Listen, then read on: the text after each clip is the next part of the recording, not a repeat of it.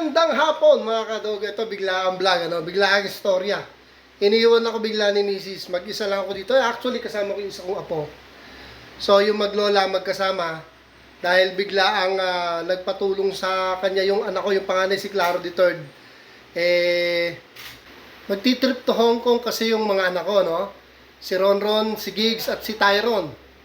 Kaya kailangan yata ng personal appearance ng magulang, kaya si Mrs. kinontak nila na sumunod sa Manila para mag-asikaso ng passport ng bunso ko. So sa madalit salita, alog-alog kami dito ng aking mga alaga. Eto, boring na sila. Kanina pa kami nagkukwentuhan dito eh. Eto sila mga kadogo, yan. Ito pa isa. Ayan, boring eh. Kami lang ang naiiwan dito sa bahay ba naman? Ayan. Ano po, dyan tayo. Maglalaro tayo dyan. Yan. Wait lang ako, ha?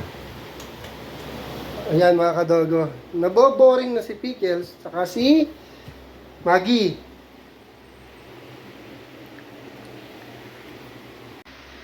So, ayun, mga kadogo.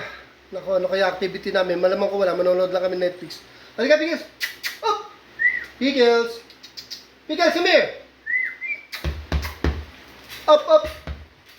Talino, no?